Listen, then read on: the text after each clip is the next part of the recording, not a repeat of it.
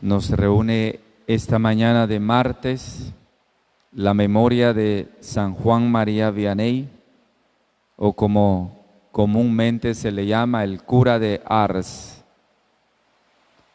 Es el patrono de los sacerdotes, particularmente de los párrocos. San Juan María Vianney fue un santo brillante por su santidad, no por sus capacidades intelectuales, porque era un poco corto de su cabecita, pero era inmensamente grande de su corazón. Hay santos capaces, hay santos incluso que fueron declarados doctores por toda su enseñanza. San Agustín, Santo Tomás de Aquino. Estamos hablando de santos intelectuales, Santa Teresa de Ávila, San Juan de la Cruz. Pero San Juan María Vianney fue un santo demasiado humilde, más aún con muy poca capacidad intelectual. Incluso se le quiso sacar del seminario porque aparentemente nunca podía pasar la materia de latín, se aplazaba en el latín. Entonces, tal vez habría que identificarse, ¿no? Cuando los estudiantes se aplazan en las materias, deberían invocar a San Juan María Vianney, ¿no? Hay que invocarlo. Este santo que en capacidades intelectuales no sobresalió, pero sí sobresalió en su gran santidad, porque la santidad de este hombre era extraordinaria. Incluso su obispo lo mandó allá a un pueblo recóndito en Francia, en Ars, por eso se llama el cura de Ars, porque lo mandó a ese pequeño pueblito, ahí más aún era un pueblito verdaderamente endiablado ese pueblito, ¿no? Y allá lo mandó el obispo, ¿no? Dijo, vamos a mandar a este curita que le cuesta aprender, lo vamos a mandar a este pueblo. Un pueblo que allá estaba lleno de todos los pecados posibles. Allá llegó San Juan María Vianney, y hoy es San Juan María Vianney. Este hombre, su santidad fue impresionante.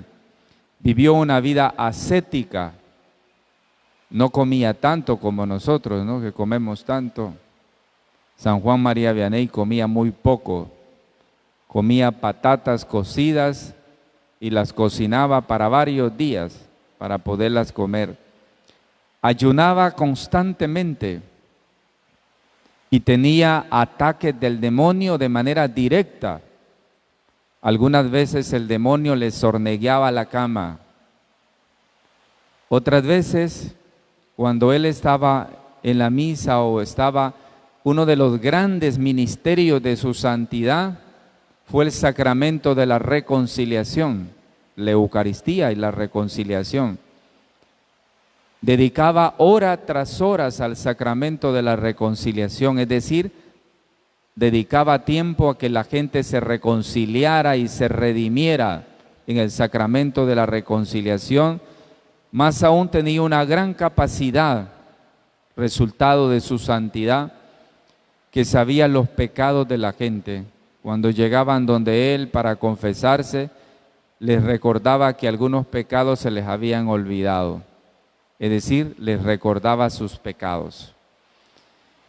Y entonces tuvo tantísima aceptación en aquel pueblo que convirtió a aquel pueblo, pero no solo el pueblo, sino que venía gente de todas partes de Francia. Se habla de colas interminables para poderse confesar con el cura de Ars. Mientras hacía ese ministerio, el diablo lo atacaba. Una vez le incendió la casa cural por allí, mientras estaba para celebrar la Eucaristía. Y entonces todo el mundo pensó que como se estaba incendiando la casa, si yo veo que se está incendiando, quién sabe si salgo corriendo, ¿no? Para allá. El cura de Ars no se fue. Se quedó en el mismo sitio porque Él sabía que era el diablo que le estaba provocando eso, así es que no se movió y siguió celebrando tranquilamente. Ese es el cura de Ars, con un amor entrañable y profundo a la Eucaristía y también al sacramento del perdón, de la reconciliación. San Juan María Vianney había entendido que en este sacramento, allí, el Señor podía perdonarnos, salvarnos, redimirnos, que era el camino más exacto para poder recibir del Señor el perdón. Hizo tantísimo bien y convirtió a tantísima gente que su legado hoy nos ha permitido a nosotros vivirlo, experimentarlo, y también ha permitido que la Iglesia lo declare como patrono de los sacerdotes y de manera particular de los párrocos por su ministerio como pastor en un pueblo. Debemos seguir muchas enseñanzas de este santo que no fueron intelectualmente fructuosas, sino que fueron santamente fructuosas. Su manera de ser, su manera de vivir la Eucaristía y la reconciliación, su santidad en la humildad, en las cosas más sencillas, porque de verdad la vida de ser santo no es tanto por sus capacidades, sino también por la grandeza de su propio corazón que se deja envolver por tanta misericordia de Dios. Este santo entonces nos ayuda a entender que la santidad es, como ya lo recordaba Santa Teresa de Calcuta, Madre Teresa de Calcuta, que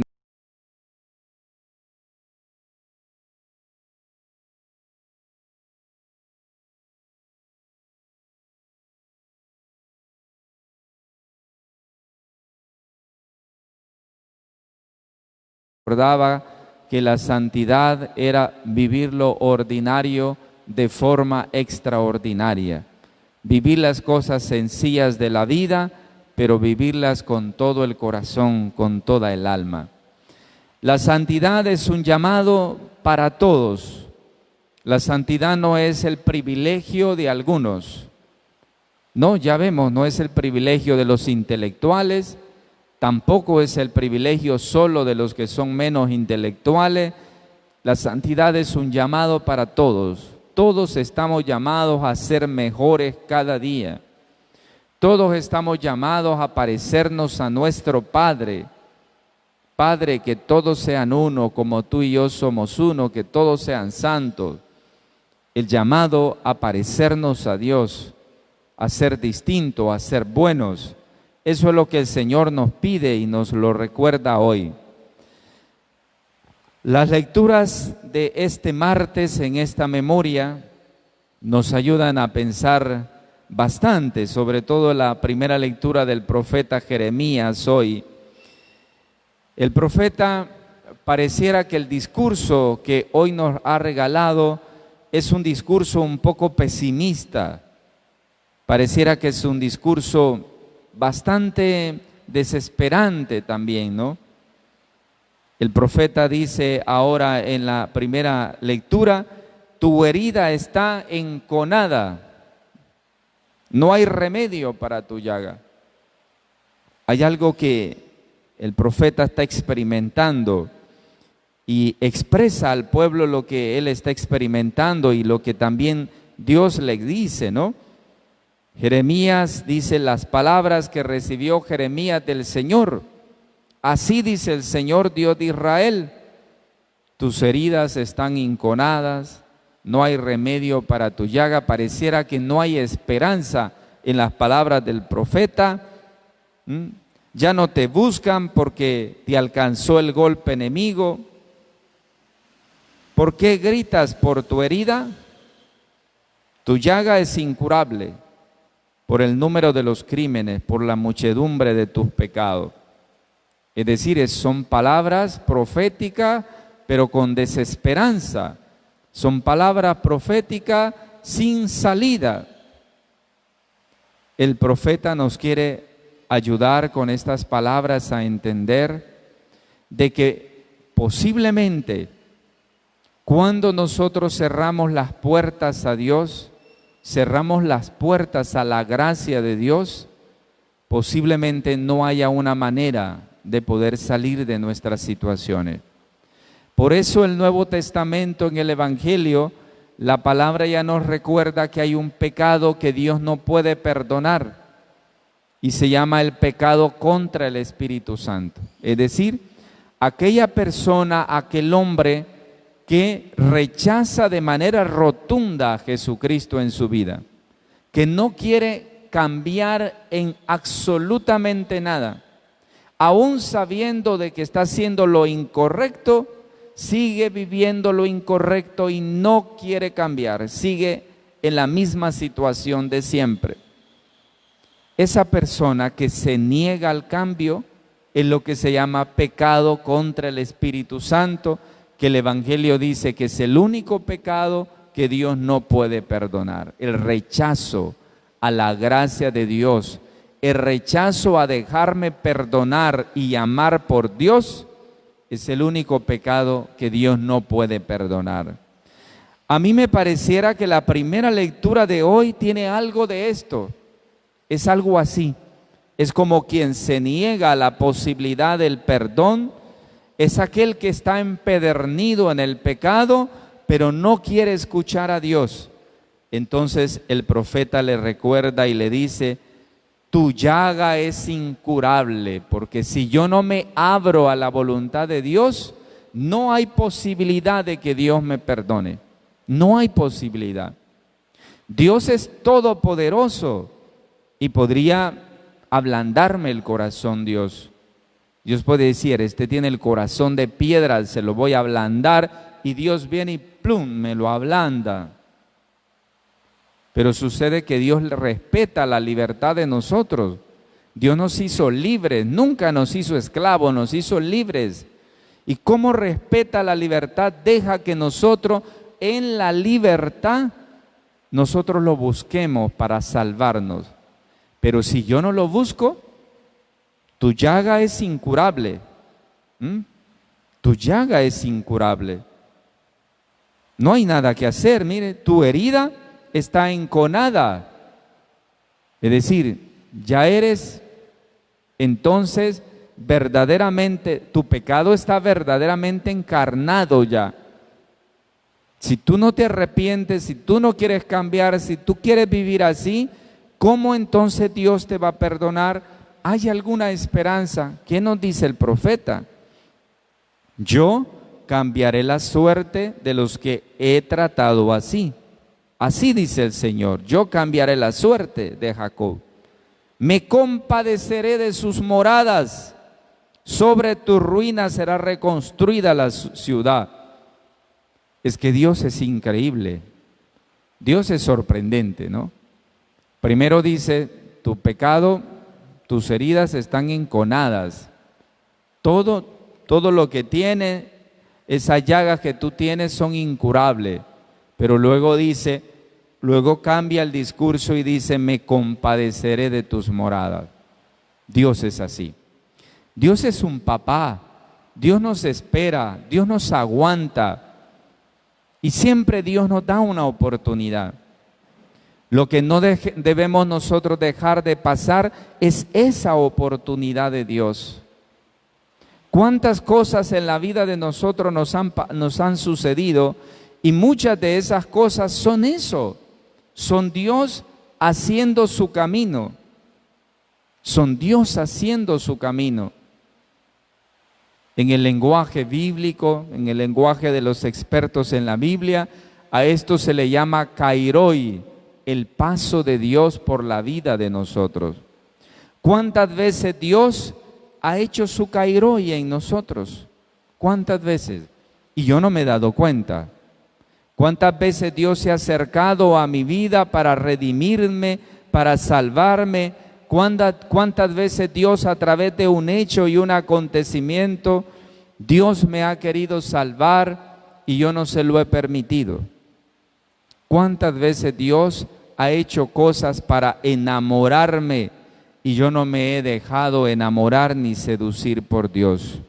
Por eso entonces, hoy es una gran oportunidad a la luz de esta memoria del cura de Ars, que nosotros nos dejemos tocar por la memoria y la misericordia del Señor.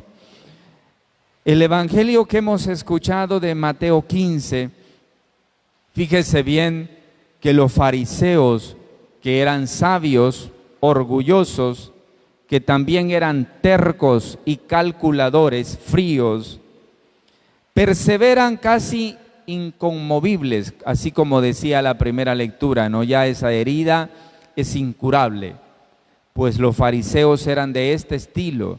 Su manera terca de ver las cosas era incurable. Ya vivían una incredulidad imposible. Por eso Jesús constantemente tenía discusiones con ellos y muchas veces les dijo: ustedes son sepulcros blanqueados, se notan blancos por fuera, pero están podridos por dentro. Los fariseos es el ejemplo de la terquedad, es el ejemplo de la actitud orgullosa y terca y fría frente a mi propio pecado, pero no lo quiero ver. Quiero seguir viviendo de esa manera. Los fariseos en realidad están ciegos. ¿Cuántos de nosotros estamos ciegos? ¿Cuántos de nosotros vivimos la vida de manera trágica y triste? Porque estamos ciegos y no queremos quitarnos la venda que nos tiene ciego. ¿Por qué? Porque por nuestra propia voluntad estamos ciegos. Sabemos de nuestro pecado, pero no damos el paso para ser mejores. El corazón se nos volvió duro. Parece que estamos empedernidos interiormente y nuestra incredulidad ha aumentado. Fíjese bien, los fariseos no cambian su postura, se endurecen cada vez más, porque eso es lo que hace el demonio en la vida de nosotros. Y debemos de tener muchísimo cuidado, porque en este tiempo que hemos vivido y estamos viviendo, separados ahora por el momento todavía de la comunidad, de la vida de la comunidad eclesial, y nos hemos quedado reducidos, pero haciendo y debiendo haber hecho una gran labor en el seno de la familia como pequeña iglesia doméstica, pero no hemos estado en la comunidad. El demonio se podría aprovechar de esto y el demonio podría volvernos duros y nos podría volver también indiferente, nos podría volver secos. ¿Cuántos durante estos meses se han vuelto secos en verdad? Si hiciéramos un examen de conciencia en nuestros fieles y también en los agentes de pastoral, si hiciéramos un examen de conciencia, ¿cuántos leen la palabra todos los días? ¿Cuántos escuchan la misa por lo menos por Radio Paz, que es la posibilidad más grande para todo porque llega por todos lados? ¿Cuántos escuchan la misa por ahí? Hay unos que no la escuchan porque ni tan siquiera se dan cuenta de lo que nosotros decimos aquí. Eso quiere decir que no tienen tiempo ni para detenerse a escuchar. O sea, se han empedernido en la pesadez de su propio pecado y se han olvidado de Dios. ¿Cuántos se han olvidado de rezar en su familia? ¿Cuántos no toman ni tiempo para rezar ni el rosario? Se han olvidado de que María es su madre y se han vuelto desmadrados porque no le rezan a la madre. ¿Cuántos? ¿Cuántos nos hemos vuelto durante estos días fariseos, empedernidos en nuestra pereza y en nuestra falta de acercarnos a Dios y a la iglesia? El demonio es astuto y se aprovecha de todo esto para hacernos perder nuestra fe. Por eso es importante crecer en algunos valores. Ojalá que nunca nos pase lo que le aconteció a los fariseos y le debemos de pedir al Señor que nos dé la gracia de ser profundamente humildes y sencillos de corazón para creer en Él con una fe viva, para confesar y proclamar públicamente a Jesús, incluso a costa de burlas y de persecuciones que suframos en su nombre. Esta fe tiene que ser auténtica, debe de ser una fe operante y práctica. O sea, ha de envolver toda nuestra persona y todo nuestro ser entero. La fe no debe de ser algo meramente intelectual. Ya vemos, San Juan María Vianney no era un intelectual, no, era hombre de corazón. La fe no solamente debe de ser intelectual o una fe que se acepta de manera racional de las verdades de nuestros dogmas católicos. Más bien, la fe es confianza absoluta en Dios nuestro Señor, en su poder y en su misericordia. La fe es abandono en el plan de Dios, como un niño pequeño en brazos de su madre. La fe es absoluta disponibilidad a su santísima voluntad sobre nosotros, así como María y así como todos los santos, como particularmente hoy San Juan María Vianney, el cura de Ars. Tal vez finalizar con una frase de este santo precisamente como ejemplo de hombre de fe y de confianza en Dios. San Juan María Vianney, dentro de tantas frases bonitas, decía una: el sacerdote debe de tener y sentir la misma alegría de los apóstoles al ver al Señor, el que tiene entre las manos. Se refiere al sacramento de la Eucaristía que el sacerdote confesiona en el altar. Deberíamos admirarnos de este misterio, contemplarlo y dejarnos enamorar por el Señor una y otra vez. Que la gracia de la palabra de hoy del Señor y el testimonio y la vida de este santo admirable nos ayude a ser mejores. Así sea. Amén.